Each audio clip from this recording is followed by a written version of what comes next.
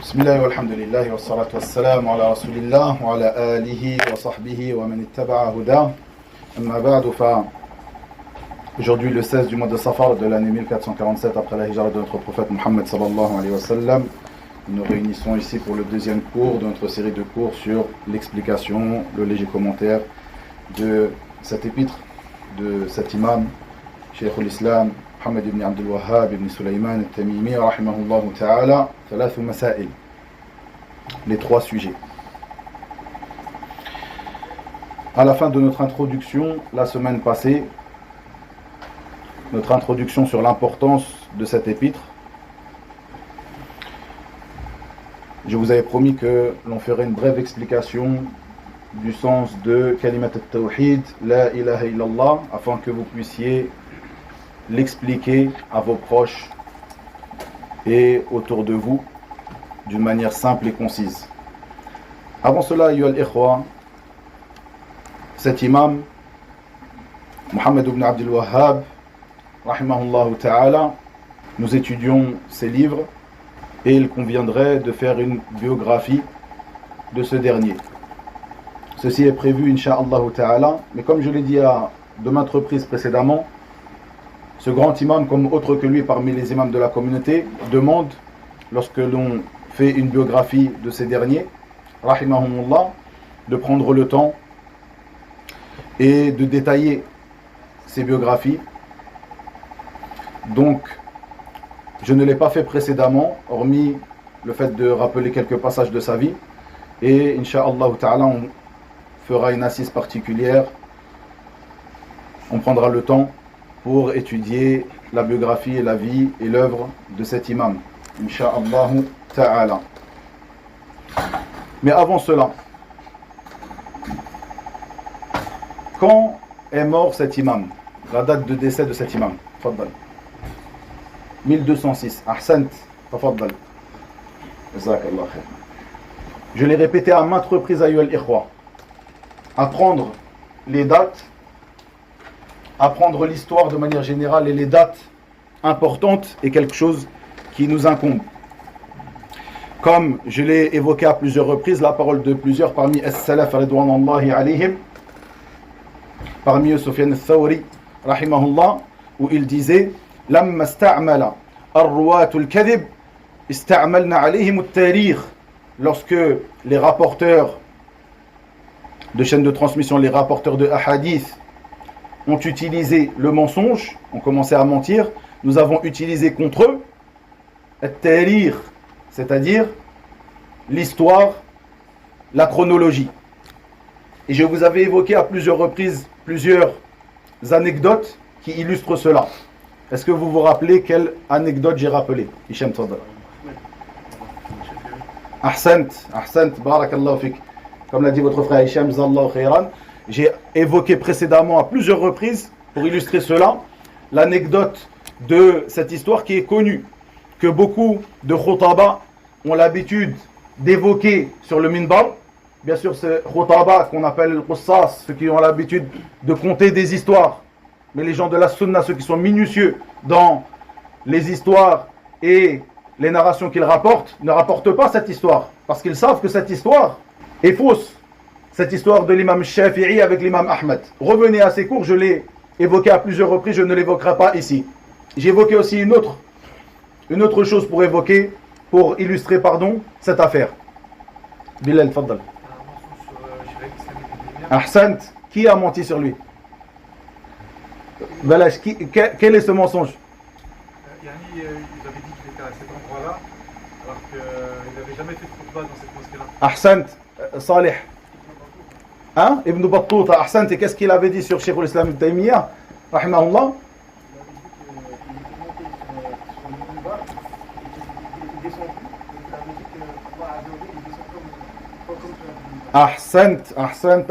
Ahsantuma.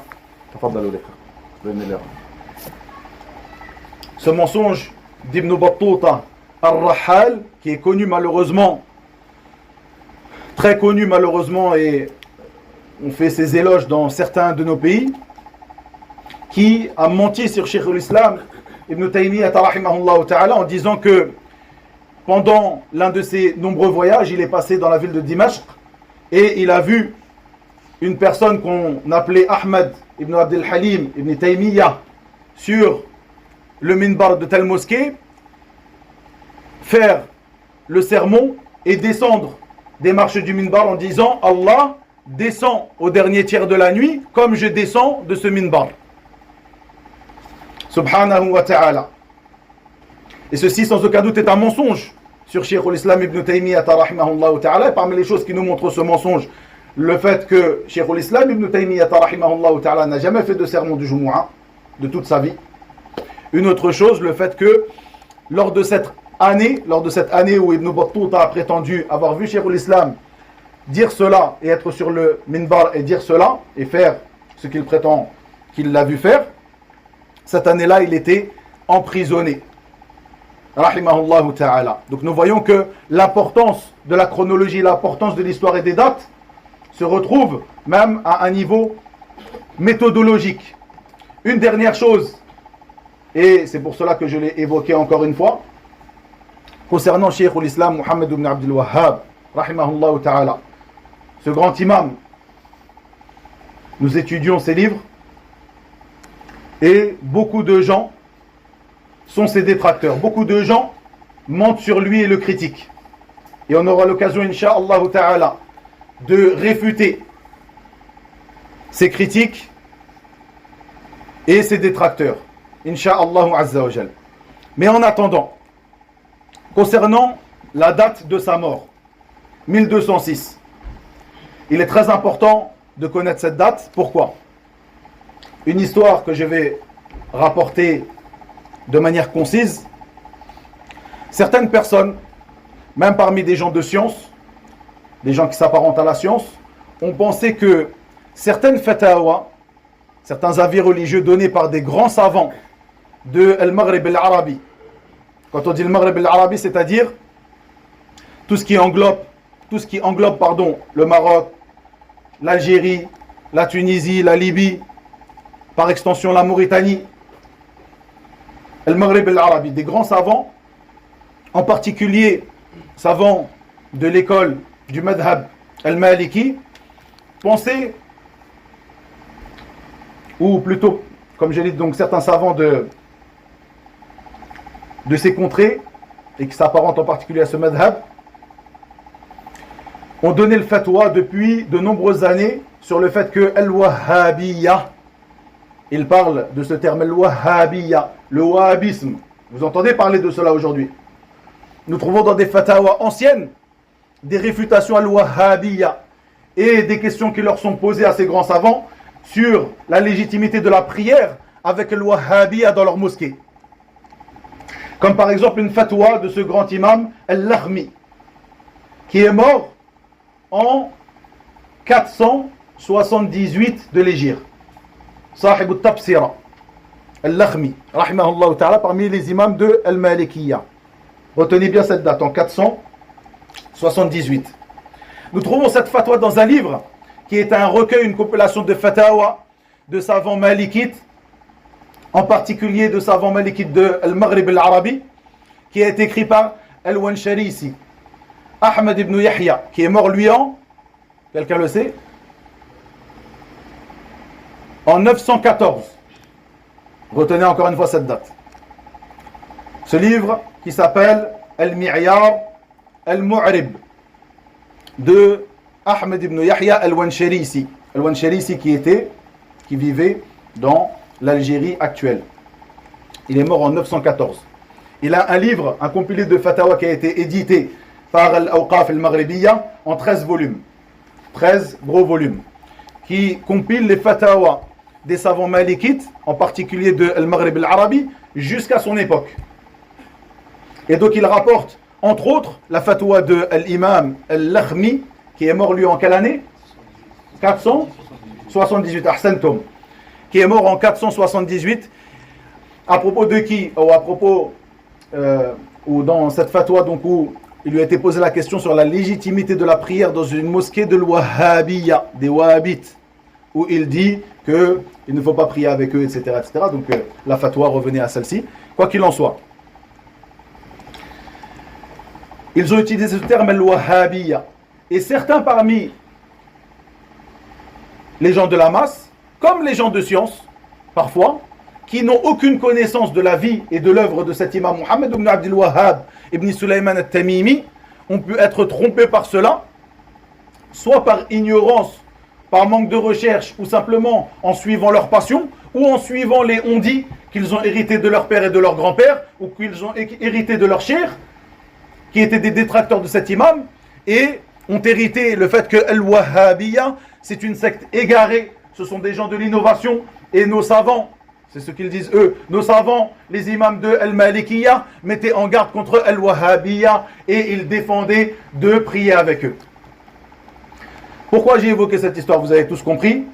Si on dit que Al-Wahhabiyya qui sont évoqués dans cette fatwa, qui a été donnée par cet imam Al-Lakhmi qui est mort en 478, rapporté par cette fatwa elle-même, rapportée par Al-Wansharisi, Ahmed ibn Yahya qui est mort en 914, traite de ce soi-disant madhab, cette soi-disant doctrine, cette soi-disant idéologie qui serait nouvelle et qui a été rapportée par Muhammad ibn Abdul Wahhab, Al-Najdi Al-Tamimi, rahimahullah ta'ala, qui est mort en 1206. Est-ce que ceci tient debout? Est-ce que cette thèse, est-ce que ceci tient debout? Bien sûr que non. Pourquoi ou comment nous pouvons réfuter ceci? Par at-tarikh, par la chronologie, par les dates. Barakallahu fikum. Comme ceci a été fait par un savant qui s'appelle Muhammad Sa'd al-Shuway'ir, qui travaillait dans le bureau de l'Allam al-Imam Abdelaziz Ibn Baz, rahimahullah ta'ala, qui est plutôt même celui qui a compilé les avis religieux, le Fatawa de Cheikh Ibn Baz, dans un livre qu'il a écrit où il rapporte une anecdote où, en revenant de Mauritanie, rahimahullah ta'ala, il est passé par le Maroc. Il a fait une escale au Maroc, il s'est assis avec des savants du Maroc à cette époque-là, et cette affaire est venue des savants du Maroc. Et cette affaire est venue dans l'assise à propos de l'Wahhabiyya. Ces savants du Maroc à cette époque lui ont dit: Yachir, vous les Wahhabites, vous dites et vous faites, etc., etc. Et nos savants, les imams de Al-Malikiyya, ont défendu de prier avec vous, etc., etc.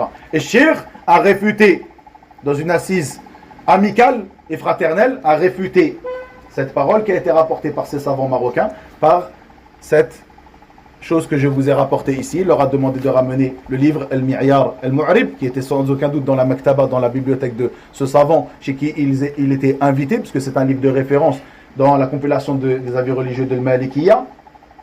Rapporte-moi le volume 11.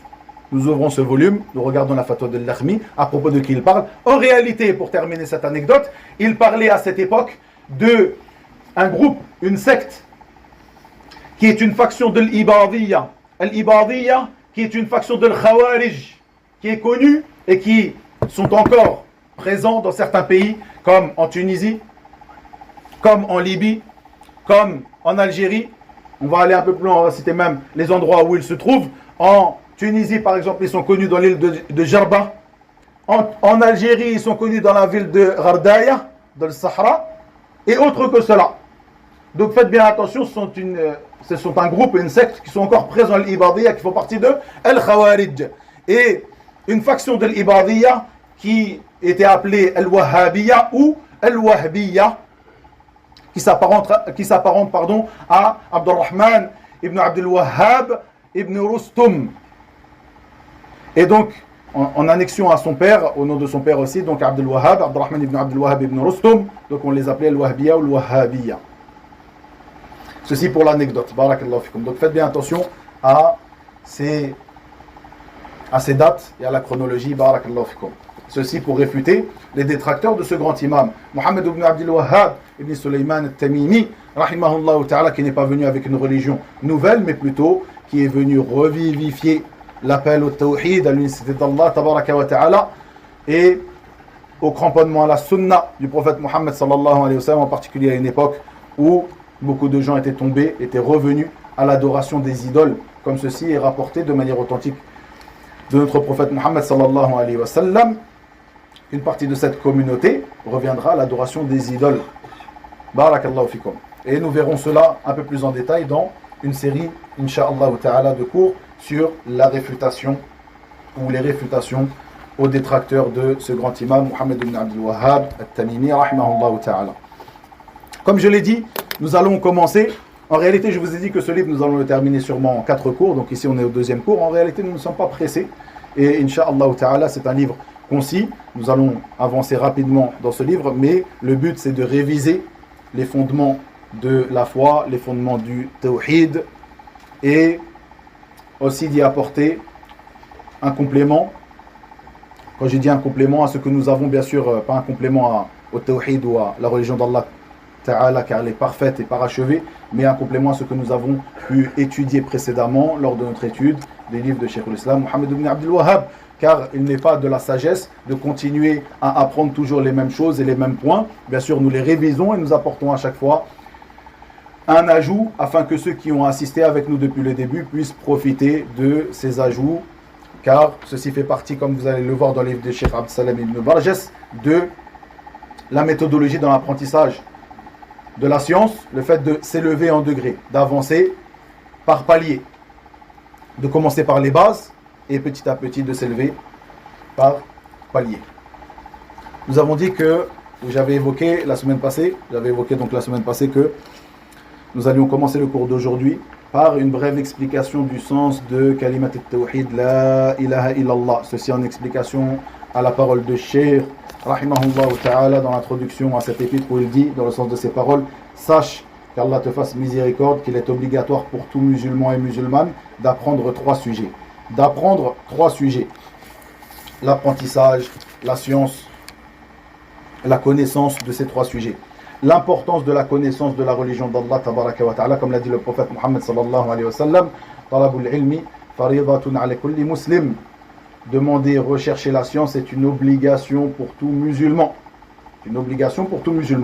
Et comme l'a dit Al-Fudayl ibn Iyad, rahimahullah ta'ala, kullu ma kana alayka fard, fata'allumuhu alayka fard. Toute chose qui est pour toi une obligation, l'apprentissage de cette chose est elle-même une obligation. Comme le dit l'imam al-Bukhari, comme vous le savez tous, Babul ilmi, qabla al-qawli wal-amal. Le chapitre de la science avant la parole et les actes. Concernant Kalimatut Tawhid, La ilaha illallah, Kalimatut Taqwa, La ilaha illallah, qui est l'attestation de foi par laquelle une personne rentre en islam, qui est le premier des piliers de l'islam, ou qui fait partie d'une des 2 attestations de foi du premier des piliers de l'islam. Cette parole de Tawhid que nous allons apprendre et détailler dans l'explication de ce livre, car en réalité, comme je l'ai dit précédemment, ces 3 sujets qui ont été évoqués par Cheikh al-Islam Mohammed ibn Abdul Wahhab dans ce livre ne sont qu'une explication approfondie de l'islam.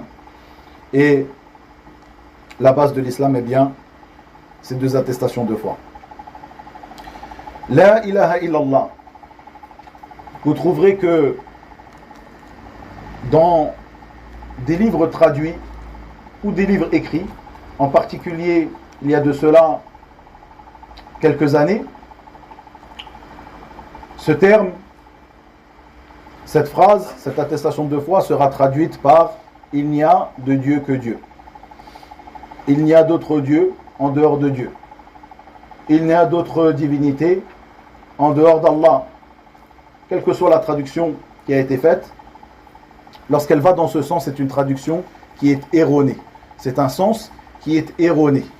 Car comme nous l'avons vu précédemment, comme vous le savez, je pense, en tout cas pour la plupart d'entre vous, le sens de la ilaha illallah est la ma'bouda bihaqqin illallah.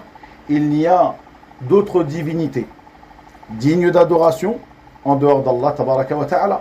Il n'y a pas de divinité méritant l'adoration en dehors d'Allah tabaraka wa ta'ala. Ceci est le sens exact de la ilaha illallah. Premièrement, ayyuhal ikhwa, nous voyons dans ce hadith rapporté par Uthman ibn Affan radiyallahu anhu, al-Khalifatul Rashid, qui se trouve dans le recueil de l'imam Muslim rahimahullah ta'ala. Il rapporte du prophète Muhammad sallallahu alayhi wa sallam qu'il dit, sallallahu alayhi wa sallam, Man mata wa huwa ya'lamu annahu la ilaha illallah, dakhala al-jannah. Celui qui meurt tout en sachant, wa huwa ya'lam, tout en sachant qu'il n'y a d'autres divinités en droit d'être adorées en dehors d'Allah, rentrera au paradis. Dans le sens approximatif de ces paroles. Nous voyons ici dans ce hadith l'importance de la science, la connaissance de cette parole. Man mata wa huwa ya'lamu. Celui qui meurt et tout en sachant. Donc il nous convient sans aucun doute d'apprendre le sens de cette attestation. D'avoir la connaissance, d'acquérir la science de cette attestation. Il ne suffit pas de prononcer cette parole tout en étant ignorant de son sens et de sa portée et de ce qu'elle implique. Car en réalité, cette parole implique des œuvres et des actions. Ce hadith, comme preuve à l'importance et l'obligation même de l'apprentissage du sens de cette parole. Ensuite, ayyuhal ikhwa, lorsqu'une personne, comme je vous l'ai dit la semaine passée, tu cherches à lui expliquer le sens de la ilaha illallah parmi les gens de la masse, parmi tes voisins, parmi tes proches, parmi tes parents, parmi tes frères et sœurs, tes enfants et autres. Lorsque tu leur dis, pour beaucoup d'entre eux, la ilaha illallah, ça veut dire la ma'bouda bihaqqin illallah. Qu'il soit arabophone ou non, il va s'étonner, s'exclamer, s'interpeller. Comment tu me dis que la ilaha illallah, que nous apprenons comme cela, que nous attestons de cette manière-là, al-mu'adhin dit, lorsqu'il appelle à la prière, ashhadu an la ilaha illallah, il ne dit pas ashhadu annahu la ma'bouda bihaqqin illallah. Comment donc tu me dis que cette parole, la ilaha illallah, en réalité elle veut dire la ma'bouda bihaqqin illallah? Pour lui expliquer, il te conviendra de suivre une certaine méthodologie simple et concise.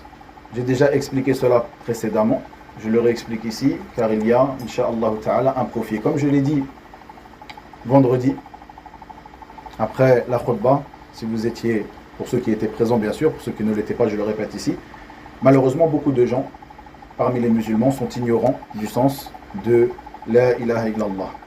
C'est une réalité, l'ignorance est une chose qui est répandue, et le premier pas vers la guérison, car en réalité l'ignorance est un mal, un mot, une maladie, comme le dit l'imam Ibn al-Qayyim rahimahullah ta'ala, al-jahlu da'un qatilun wa shifa'uhu amrani fi at-tarkib muttafiqani ila akhir ma qal.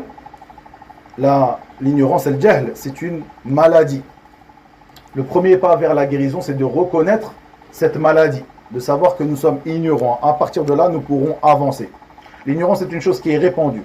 Et il est important de reconnaître que dans notre communauté, beaucoup de gens sont ignorants au point que l'ignorance de At-Tawhid, l'unicité d'Allah tabaraka wa ta'ala, a atteint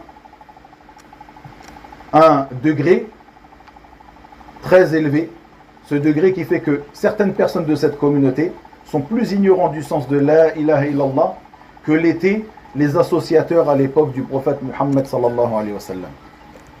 En réalité, lorsque le prophète Muhammad sallallahu alayhi wa sallam est venu à eux en leur disant « Qulu la ilaha illallah tuflihu » dites la ilaha illallah, vous réussirez ainsi, il répondait « Aja'ala al-alihata ilahan wahida inna hadha la shay'un ujab » Va-t-il faire de nos divinités une seule divinité? Va-t-il faire de nos divinités une seule divinité? Ceci est certes une chose très étonnante.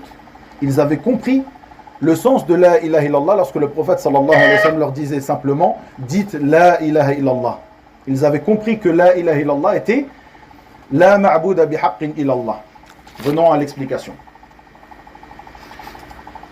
Al-ilah, la première chose qu'il te convient de définir, c'est le terme al-ilah. Tu dis la ilaha. Comme vous le savez, premièrement, ce terme, cette shahada, est composé de deux piliers. La négation et l'affirmation. La négation, la ilaha. Donc, point de divinité. Point de divinité. El-ilah, c'est, en arabe, ça désigne la divinité. Du terme alaha. qui veut dire abada, alaha, qui veut dire adorer. Donc la divinité, l'être adoré. La ilaha, il n'y a pas de divinité. Ceci est compris jusqu'à présent. Regardons autour de nous. Est-ce que réellement, autour de nous, nous voyons qu'il n'y a aucune divinité? En regardant autour de nous, nous constatons un grand nombre de divinités. Peut-être certains d'entre vous s'étonnent. Je pose la question. Est-ce que des pierres peuvent être des divinités? Qui d'entre vous pense qu'une pierre ne peut pas être une divinité? Masha'Allah. Une pierre peut être une divinité. Un arbre peut être une divinité. Une personne peut être une divinité. Comment cela? À partir du moment où quelqu'un a divinisé cette chose, elle devient une divinité. Pas parce qu'elle est une divinité en droit, mais parce que quelqu'un l'a divinisée, quelqu'un l'a prise pour divinité. Donc lorsque l'on dit point de divinité en dehors d'Allah, si nous traduisons Kalimat al-Tawhid comme elle était traduite par le passé ou comme elle est encore traduite chez certaines personnes qui ne comprennent pas la réalité du sens de cette attestation, point de divinité en dehors d'Allah, nous disons que cette traduction est erronée, ce sens est erroné. Pourquoi? Parce qu'il y a un grand nombre de divinités en dehors d'Allah. Sah. Et Isa alayhi salam est une divinité. Certaines vaches, certains rats, certains animaux, certaines plantes sont des divinités chez certaines personnes, car ils les ont prises pour divinités. Est-ce que lorsque nous disons que ces choses sont des divinités, nous voulons dire par cela que ce sont des divinités en droit? Non. Il n'y a pas d'obligation en fait de penser cela. Lorsque nous disons que telle chose est une divinité, cela ne veut pas dire que nous reconnaissons la légitimité de l'adoration pour cette chose-là. Simplement, nous jugeons cette chose par rapport à ce qu'elle est réellement. Elle a été divinisée par certaines personnes, c'est donc une divinité. Donc il nous convient de trouver le sens. Bien sûr, ce n'est pas à nous de chercher le sens de la ilaha illallah. Ce sens est clair, est compris dans la langue arabe. Et les savants, lorsqu'ils nous l'expliquent, ils nous l'expliquent selon ce qui est compris dans la langue arabe. Mais ici, lorsque tu parles à une personne, parmi les gens de la masse, une personne lambda qui peut-être ne comprendrait pas ces choses-là, tu dois lui apporter les choses de cette manière-là. Tu lui dis donc, s'il y a beaucoup de divinités, il n'est pas correct de dire point de divinité en dehors d'Allah. Donc que veut dire en réalité donc cette parole de tawhid, cette parole d'unicité, la ilaha illallah? Nous disons donc que la réalité de cette parole est la ma'bouda bihaqqin illallah. Premièrement, nous savons cela de par certains versets du livre d'Allah, comme par exemple sa parole, Tabaraka wa ta'ala, ذلك بأن الله هو الحق وما تدعون من دونه هو الباطل وما تدعون أو ما يدعون وما تدعون من دونه هو الباطل أو ما يدعون. L'homme صحيح كيف؟ Les deux ils sont possibles. كيف؟ اشرح. وما يدعون ايش عندكم؟ تفضل. وما يدعون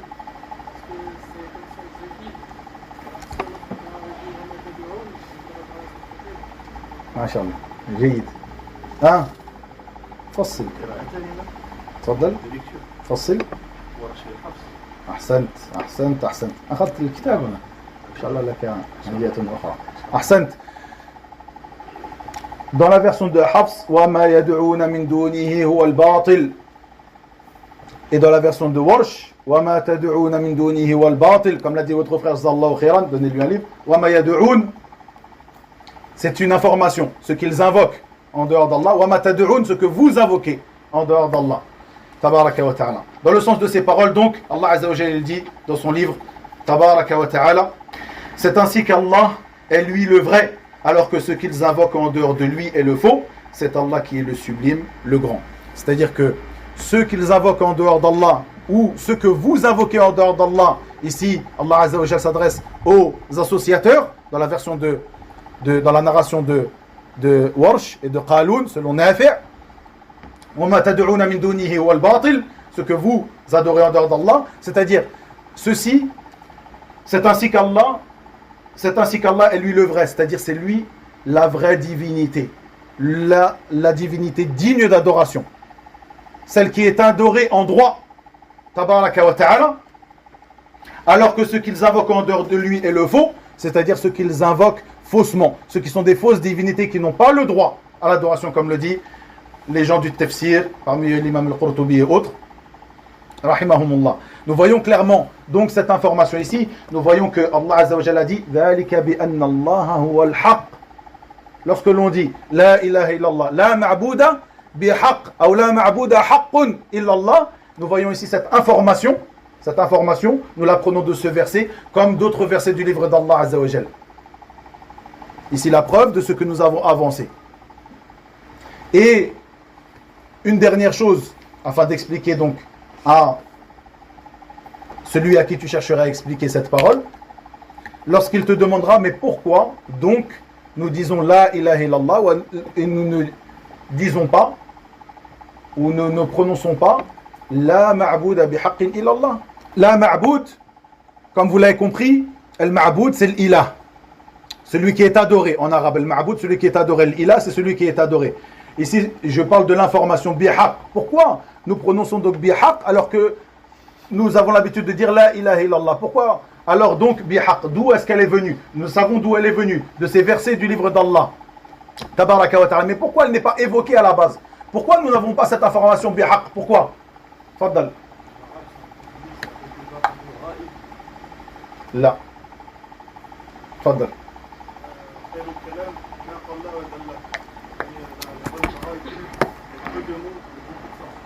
جيد تفضل. أحسنت أحسنت أحسنت أحسنت. Ici une règle dans la langue arabe que les arabophones ou ceux qui étudient l'arabe pourront comprendre, mais quoi qu'il en soit, il vous convient d'apprendre une partie de cette chose-là pour pouvoir l'inculquer aux gens, pour pouvoir les prévenir et leur enseigner ce que nous sommes en train d'étudier ici.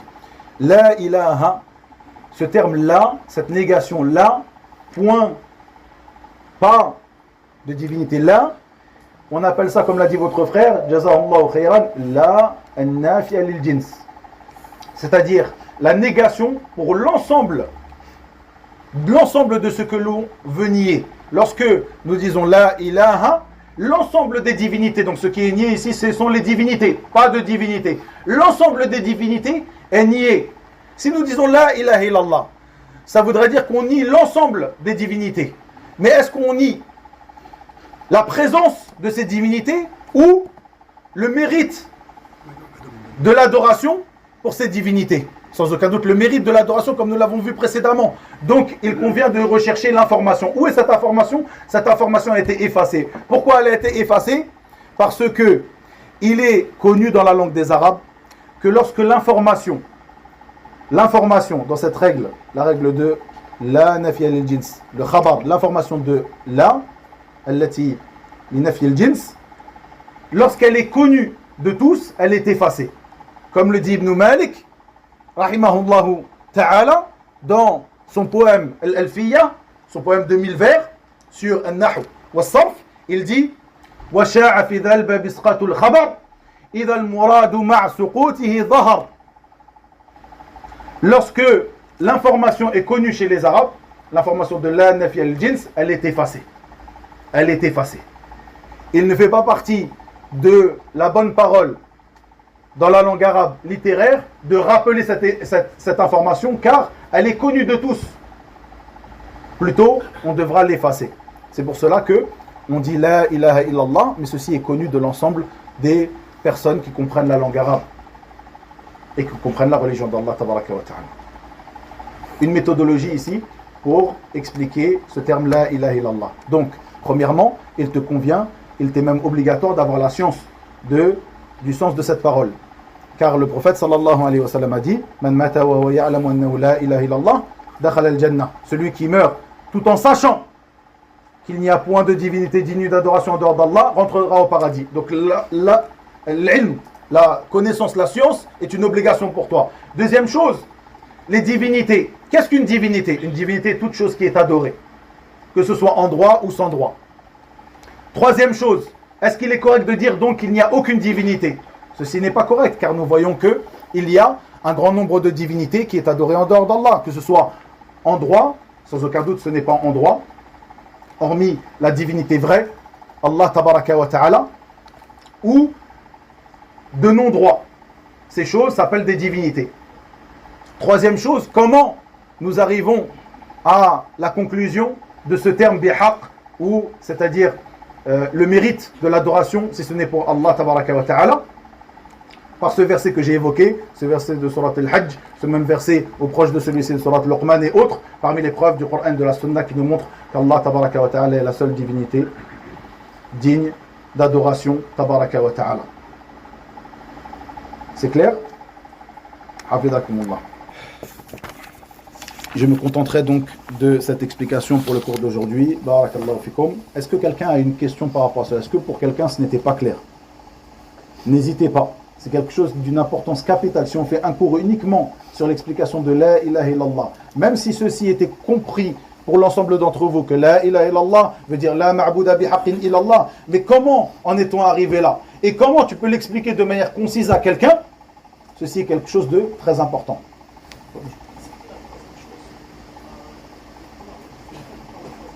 Reprends s'il te plaît. La troisième, Youssouf, c'est bon?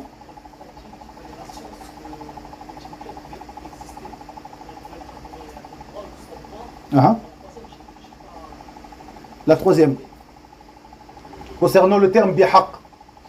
Donc, le premier point, la science, l'obligation d'avoir la science de cette parole, d'avoir la connaissance de cette parole, la ilaha illallah. Le deuxième point, le fait que le terme ilah désigne les divinités. Nous ne pouvons nier l'existence des divinités, donc la chose qui sera niée sera autre que l'existence. Quelle est cette chose qui sera niée? Ce sera le mérite à l'adoration pour ces divinités-là.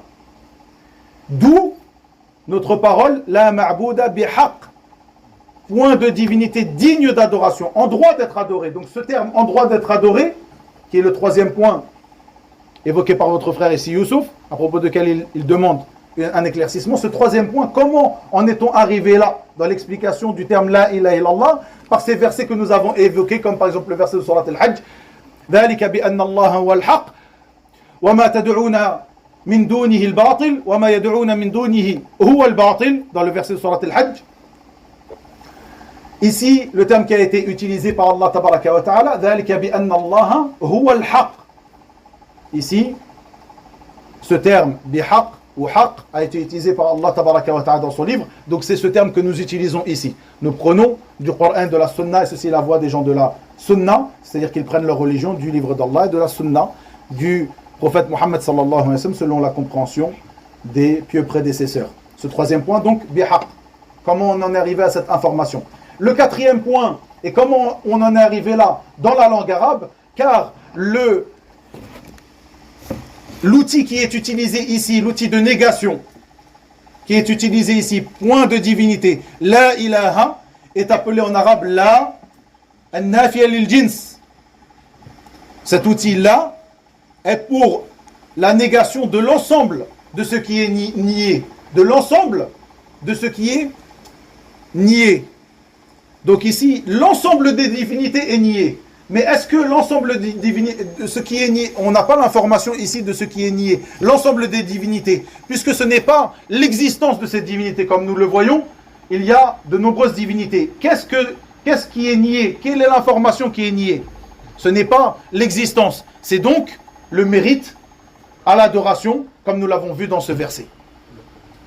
Et il est de fait, dans la langue des Arabes, que lorsque l'information de cet outil-là, an-nafiya lil jins, est connue de tous, elle est effacée. Elle n'est jamais évoquée. Comme l'a dit Ibn Malik, comme je l'ai évoqué, إذا المراد مع سقوطه ظهر. بارك الله فيكم. واضح.